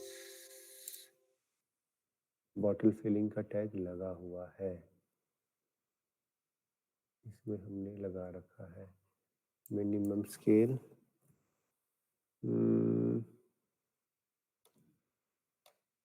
3000 sorry 3000 to 5000। ये रहेगा इसका स्केल। देखते हैं कुछ गड़बड़ ना हो इसमें, तो बॉटल का वही लोचा रहेगा हमारा, मुझे लग रहा है। जनरल फिर से वही सिलेक्ट हो गया।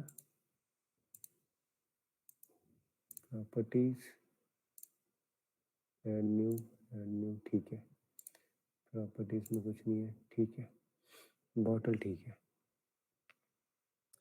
तो अब ये भी डिस्प्ले में हमारे पास, अब यहाँ पे देखो कैसे बॉटल पे लगेगा।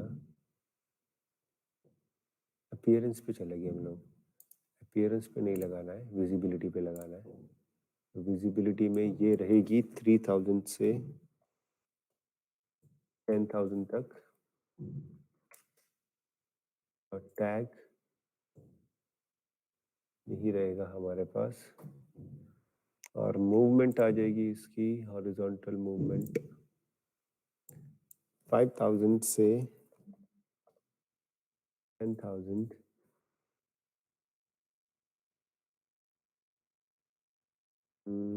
टैग रहेगा हमारा MD12 और पोजीशन एक बारी चेक कर लेते हैं।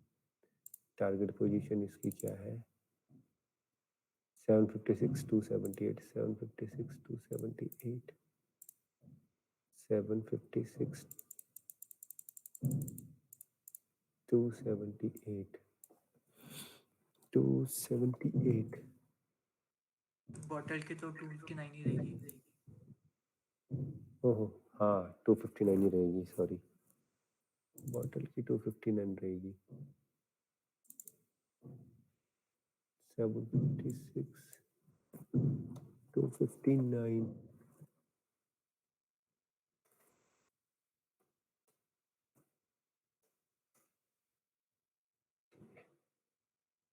कोई गड़बड़ हुई?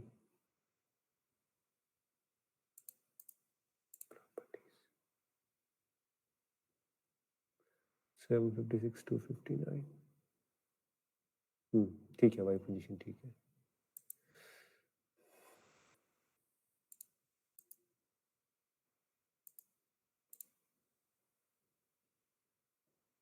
ठीक है, ये हो गया इसमें। अब ये डन हो गया हमारा। अब बचता है ये, इसे भी इंडिकेटर देना है हमको। तो ये कब देंगे हम यहाँ पे indicator?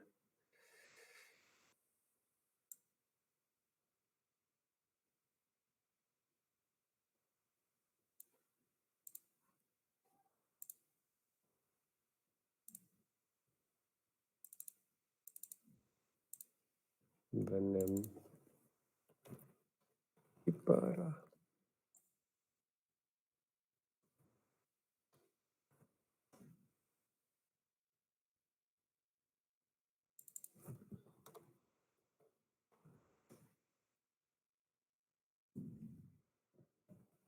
Three seconds to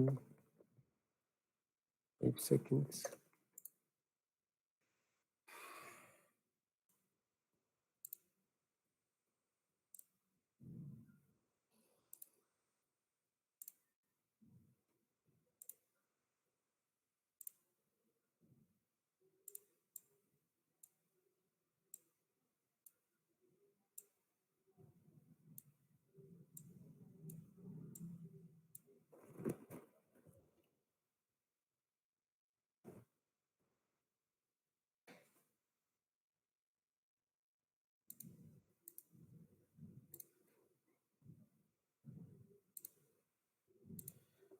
appearance,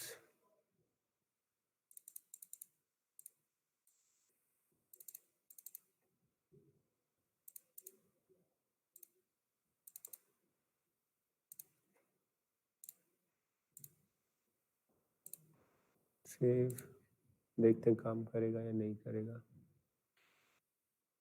एक वेग सा बनाया है, ठीक है। Models are available, start. ये फीलिंग शुरू नहीं, टाइमर 7 के साथ चल पड़ा। ये गलत टैग लग गया शायद, इसकी विजिबिलिटी में प्रॉब्लम आ रही है। मूवमेंट, क्योंकि सेम ही उसके साथ हमने कंपेयर किया तो इसकी मूवमेंट में थोड़ा प्रॉब्लम है बॉटल और इसकी, और ये चीज़ नहीं चली हमारी। दिक्कत क्या आ रही है, हमने शायद गलत चीज़ दे दी यहाँ पे।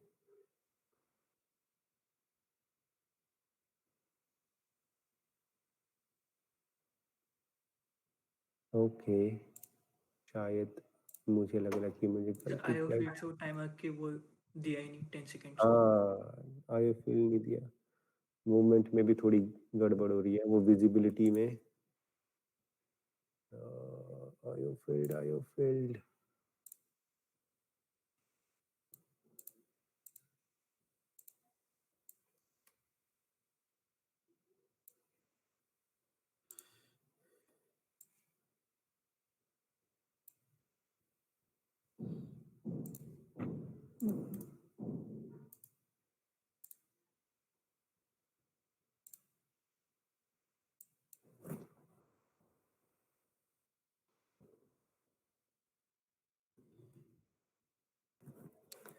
टाइम अंडरस्कोर इन,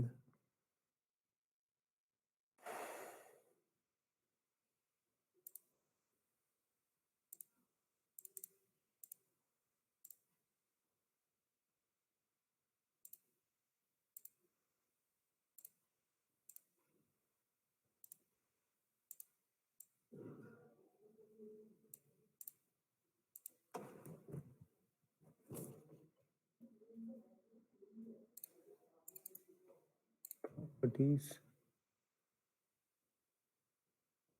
जनरल, हमारा है MD4 है ना, MD8। अभी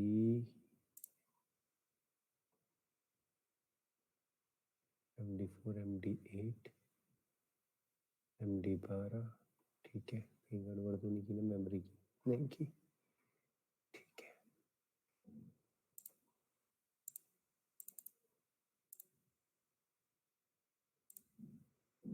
टाइम है तो ठीक है, टाइम एज इट इज ही जाएगा, इसमें काउंट्स में आएगा। ये हो गया। यहाँ पे क्या गड़बड़ हुई है,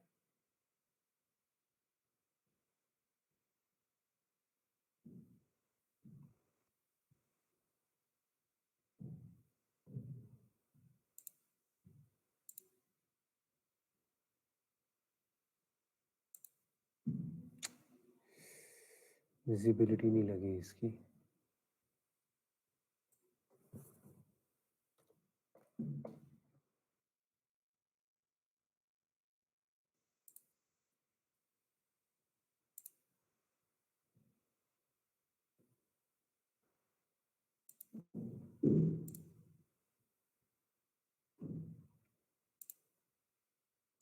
देखते हैं कहाँ गड़बड़ आती है। अब हमें देने हैं यहाँ पे 10,000 काउंट्स टाइमर में।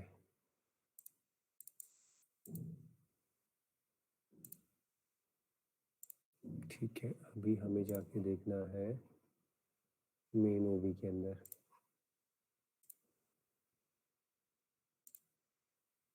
टेन सेकेंड्स आ गए। चला कैसे, नीचे वाला तो चलना नहीं चाहिए था।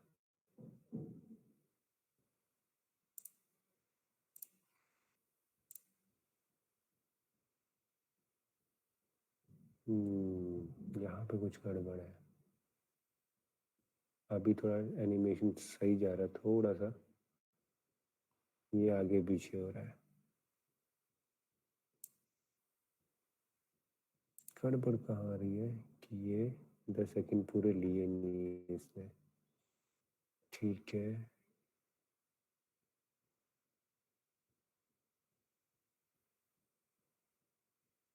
इसकी और इसकी सिंक्रोनाइजेशन नहीं है।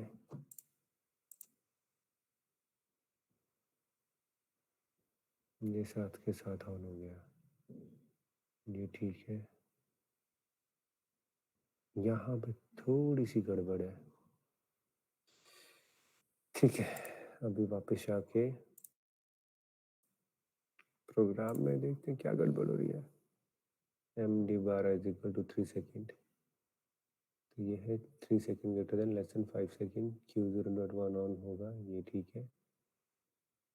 ओके, यहाँ पे ये गड़बड़ है, यहाँ पे गलत चीज दे रखी है। db1 IEC टाइमर 0, इसका आउट लेना था, ये हो गया, ठीक है। अब ये चलेगा, ये भी ठीक है। अब है मूवमेंट की बात।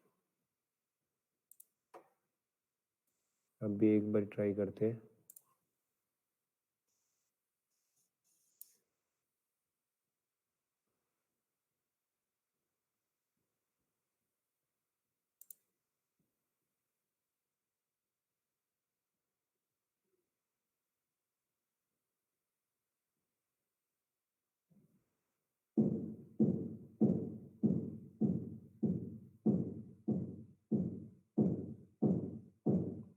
यहाँ पे थोड़ी सी प्रॉब्लम आ रही है अलाइनमेंट करने में, इसे अलाइन करते हैं।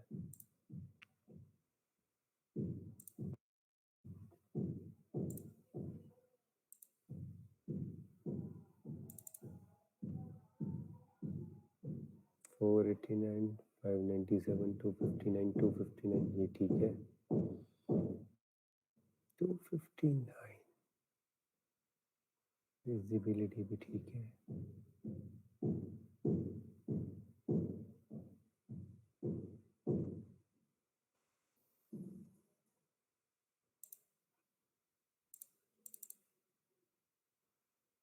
सिक्स 278,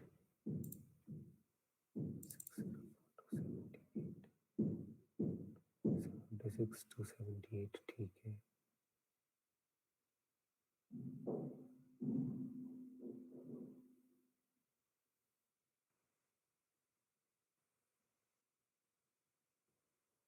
$5,000 to $10,000 जाएगा।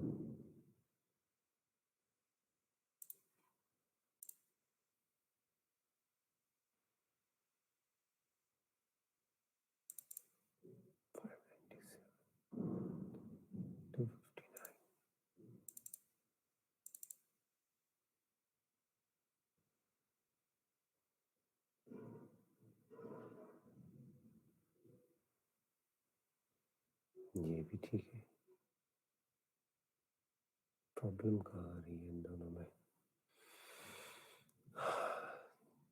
अलाइनमेंट तो बराबर है, थोड़ी सी गड़बड़ आ रही है क्योंकि एक ही प्रोसेस को मल्टीपल डिवाइड किया है, तो शायद थोड़ा आगे पीछे हो रहा है।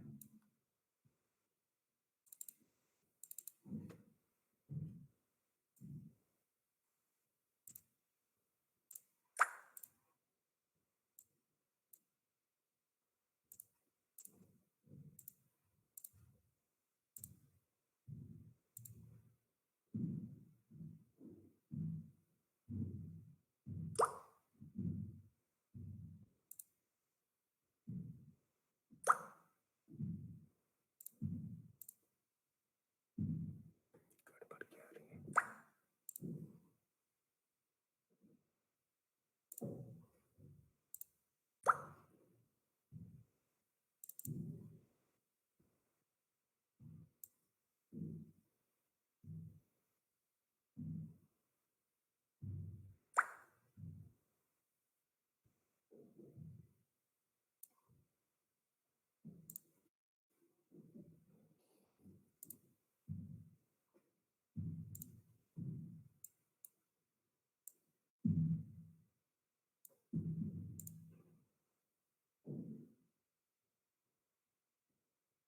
दिखा नहीं रहा है प्रॉपर यहाँ पे गड़बड़। हाँ, एनिमेशन का लोचा।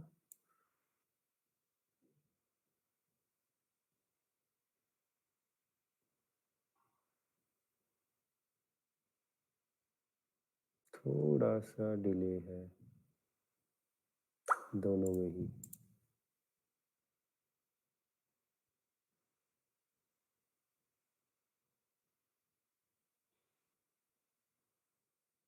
डिले चल रहा है थोड़ा सा ग्राफिक में।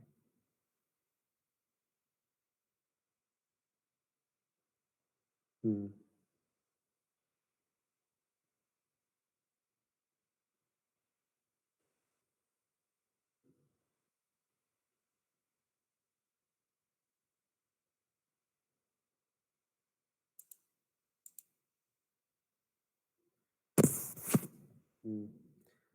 थोड़ा सा डिले आ रहा है, प्रोग्राम तो प्रॉपर चल रहा है।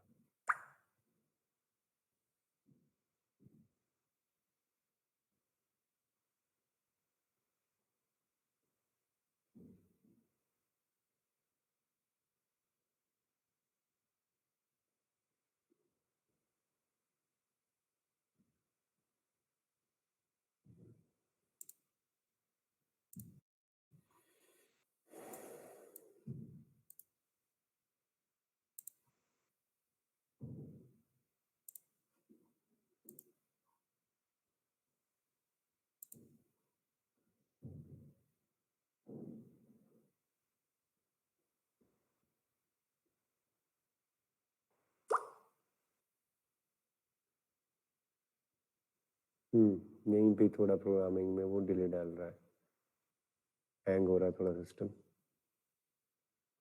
10 सेकंड, बाकी ठीक चल रहा है।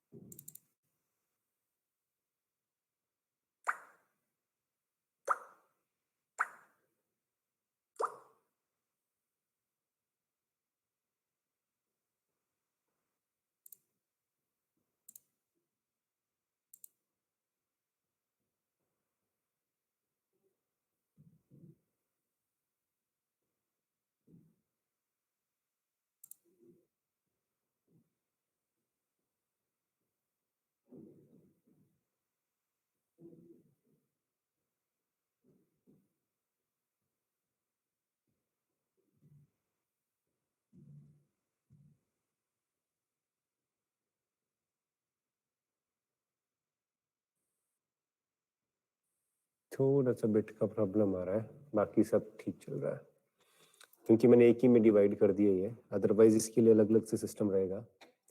मेन फंक्शन ये था कि how to provide the visibility and how to design a process.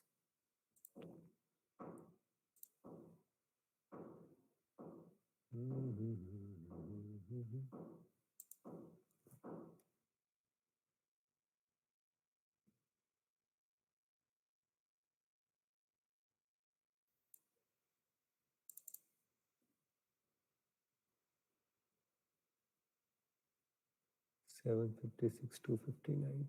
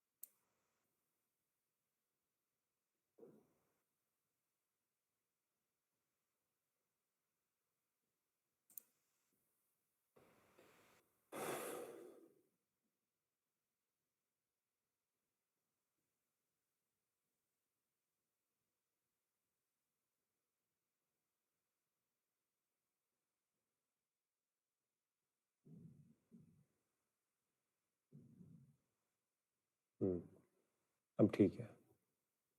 थोड़ा सा वो पीछे चल रहा था जो दिख नहीं रहा था हमें। तो इस तरीके से हमारी प्रोसेस डिज़ाइन होती है।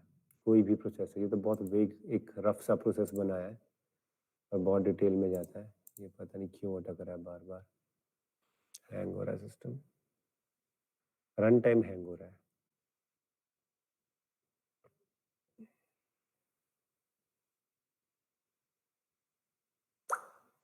तभी जो पीएलसी प्रोग्रामर है उसकी डिमांड ज़्यादा रहती है इंडस्ट्री में, बिकॉज हर एक चीज़ को बहुत ही इंडेफिनिटली और बहुत ही प्रिसाइजली डिज़ाइन करना पड़ता है एचएमआई में। एक छोटा सा प्रोसेस है, इस पूरी स्क्रीन में एक पूरी बड़ी प्रोसेस डिज़ाइन की जा सकती है। एक एक तरह का प्लांट डिज़ाइन हो सकता है, बहुत छोटे छोटे छोटे। अभी तो क्या है, डिज़ाइन करने के लिए क्या करना पड़ता है, हमें इसकी स्क्रीन को मैक्सिमाइज करना पड़ता है सो दैट कि हम हर एक चीज़ को प्रॉपरली डिज़ाइन कर सकें, प्रॉपरली फिट कर सकें। ठीक है, तो ये है आपका एचएमआई का मूवमेंट एंड विजिबिलिटी और डिज़ाइनिंग कैसे है, और आईओ फील्ड से कैसे हम लोग डाटा फीड करते हैं। तो ये हमारी इंजीनियरिंग विंडो आ गई और वो हमारी रन टाइम विंडो आ गई। क्लियर है इतना?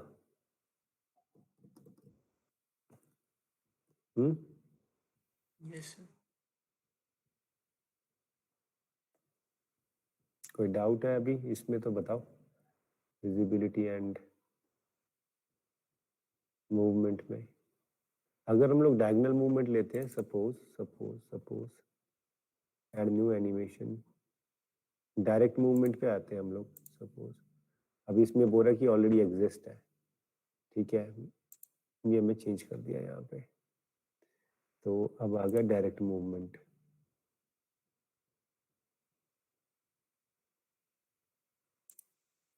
तो ये आपको एक्स पोजीशन और वाई पोजीशन बताएगा किस जगह आपको लेके जाना है, सीधा लेफ्ट कुछ भी। आप उसकी एक्स और वाई दोनों स्टार्ट एंड ऑफसेट पोजीशन बता सकते हो। अगर सपोज आपको डायगोनल मूवमेंट लेना है, तो ये देखो, ये डायगोनल मूवमेंट है, ये डाउनवर्ड्स, स्ट्रेट, अपवर्ड्स, 360 डिग्री किसी भी एंगल में अगर आप इसको मूव कराना चाहते हो तो ये मूव हो सकता है। जस्ट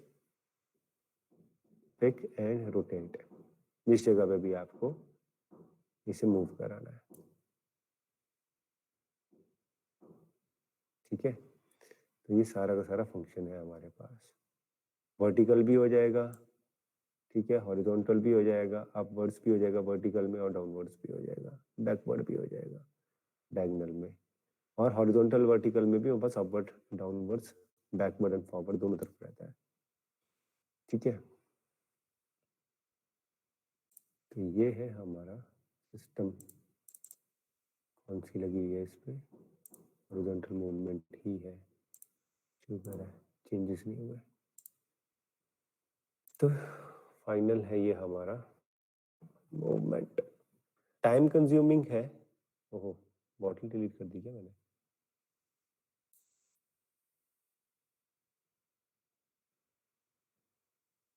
कुछ तो किया गड़बड़ मूवमेंट दिखाने के चक्कर में।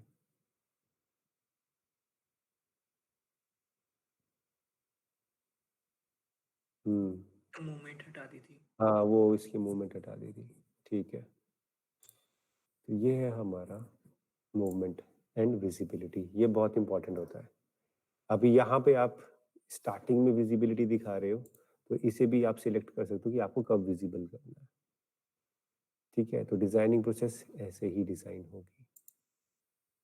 ठीक है, एक और कर लेते हैं लास्ट इसमें, वो है यूजर एडमिनिस्ट्रेटर। यूजर एडमिनिस्ट्रेटर में क्या है, हम किसी भी उस पर पासवर्ड लगा सकते हैं। अभी मैं क्या कर रहा हूँ, एक न्यू ग्रुप बना रहा हूँ, न्यू यूजर बना रहा हूँ, या एक न्यू ग्रुप बना रहा हूँ। पहले ग्रुप का नाम दे दिया मैंने आप लोगों का, सपोज कि automation internship program group _2, sorry 2 से मैंने नाम दे दिया। अब इसके सिलेक्ट करने के बाद मैं इसमें यूजर्स बना रहा हूँ। तो जैसे कि बना दिया मैंने RITI पे ऋतिक बना दिया, ठीक है, एक बना दिया मैंने मुस्कान बना दिया। तो सपोज ये दो मैंने इसके अंदर AI इसके अंदर ऋतिक और ये दो मैंने यूजर्स डाल दिए, इनके पासवर्ड सेट कर लिए मैंने 1 2 3 1 2 3 ये पासवर्ड दे दिए और यहाँ पे भी मैंने एक पासवर्ड दे दिया 2 3 4 2 3 4। ओके, अब यूजर ग्रुप में जाएंगे। यूजर ग्रुप में हम इन्हें कौन सा फंक्शन ये कर सकते हैं, मॉनिटर कर सकते हैं, एडमिनिस्ट्रेशन का यूज कर सकते हैं या ऑपरेट कर सकते हैं। तो मैंने सिर्फ ऑपरेशन पे लगाया, जनरली ऑपरेट का ही मेन फंक्शन होता है हमारा, ठीक है। डिस्प्ले नेम भी इसका चेंज कर देते हैं AIPG_2।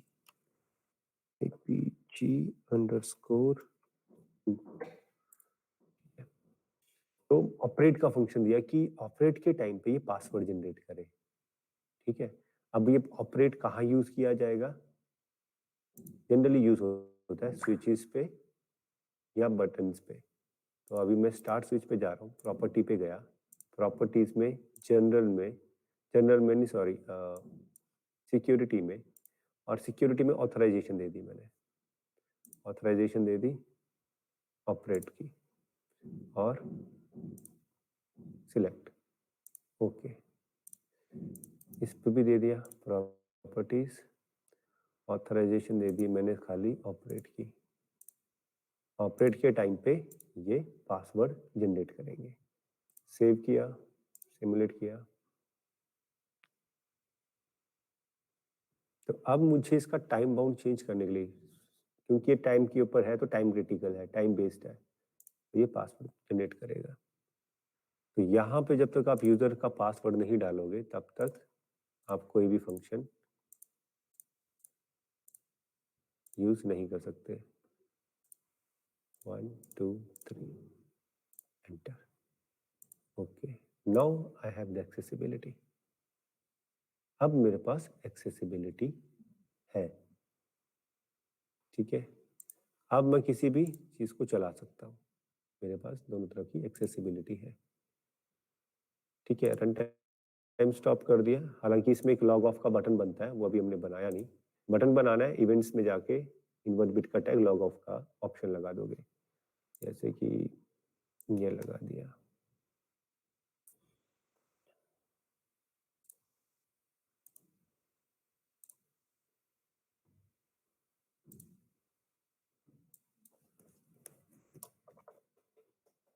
लॉग आउट, इवेंट्स में गए, log of.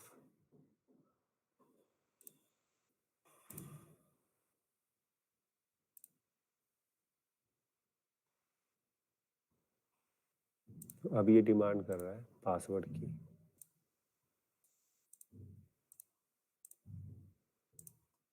Enter password 2 3 4 enter. Okay, start stop. अब कुछ भी चेंज कर सकते हो यहाँ से। अब लॉग ऑफ कर दिया, अब अगेन ये पासवर्ड मांगेगा।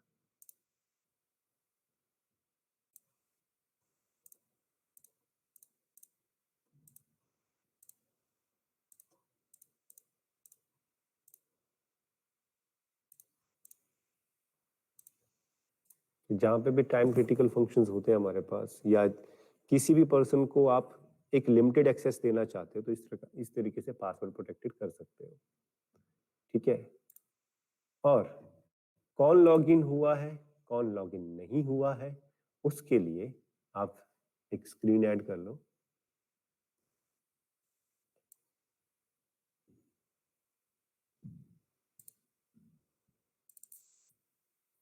ठीक है,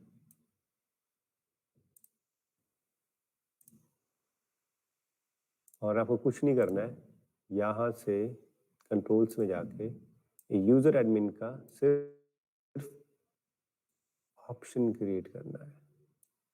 इसके अंदर जाके आपको कुछ भी नहीं चीजें करनी है, आप कोई टैग टेबल कुछ नहीं लगेगा, ठीक है। Allow operator control only. Animation, event, text कुछ नहीं लगेगा। तो जो भी लॉगिन होगा वो यहाँ पे शो हो जाएगा, बट इसके लिए डाटा लॉग बनाना पड़ता है, क्योंकि यहाँ पे करंट ही शो करेगा कि करंट इस टाइम पे कौन था। तो उसके लिए डाटा लॉग बनाना पड़ेगा, और आप उसको एक्सेल शीट के ऊपर ले सकते हो पूरे दिन का। ठीक है, तो यहाँ पे आप अपना देख सकते हो कि कौन कौन लॉगिन हुआ था, कितनी देर तक लॉगिन हुआ था, कौन सा ग्रुप लॉगिन हुआ था। अभी एक बटन ले लेते हैं यहाँ पे जो कि स्क्रीन को स्विच करेगा।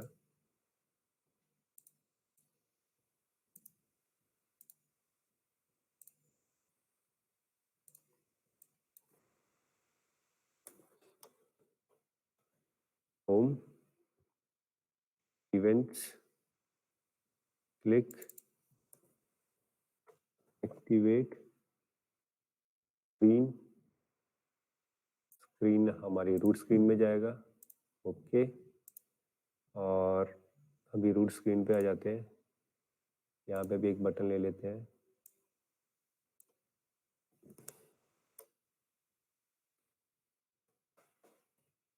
वन, प्रॉपर्टीज, फंक्शन, एक्टिवेट, हमने कल किया था स्क्रीन का भी, स्क्रीन नंबर 1। ओके, और ये यहाँ से दूसरी स्क्रीन में शिफ्ट हो जाएगा। तो सेव, सिमुलेट। तो अभी हम लोग स्क्रीन नंबर 1 पे आ सकते हैं। तो अभी हम डालते हैं सपोज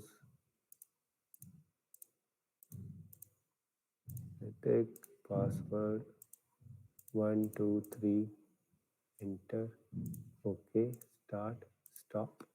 स्क्रीन नंबर 1 पे जाओ, तो ऋतिक का यहाँ पे दिखा रहा है, ग्रुप दिखा रहा है AIPG2। तो इसका हम लोग डाटा लॉग पूरा का पूरा निकाल सकते हैं कि कौन आ रहा है। अभी होम पे जाते हैं, लॉग आउट कर देते हैं, तो लॉग आउट ऋतिक जा चुका है अब यहाँ से। अगर हम स्क्रीन पे देखें तो अभी कोई नहीं दिखेगा। जो भी यहाँ पे एंटर होगा करंटली अभी उसी को शो करेगा, बट इसका पूरा का पूरा डाटा रिकॉर्ड हम बना सकते हैं। 2 3 4, ओके, स्टार्ट, स्क्रीन 1। तो ये है आपका यूजर एडमिन। किसी को भी अगर आपको रिस्ट्रिक्ट करना है किसी प्रोसेस को यूज करने से, तो आप इस तरीके से पासवर्ड दे सकते हो, और कोई भी गड़बड़ होगी आपको डाटा लॉगिंग के अंदर सब कुछ शो हो जाएगा, किसने कब क्या गड़बड़ की, कितनी देर के लिए लॉगिन हुआ था, वो सारी डिटेल रहेगी। हर एक बंदे के लिए आप डिफरेंट पासवर्ड, नेम, ग्रुप कर सकते हो। ठीक है, तो आज के लिए इतना काफी है। Will see you on Friday. Friday को मिलेंगे। अगर कोई डाउट है तो आप पूछ सकते हैं। अभी तक बताओ।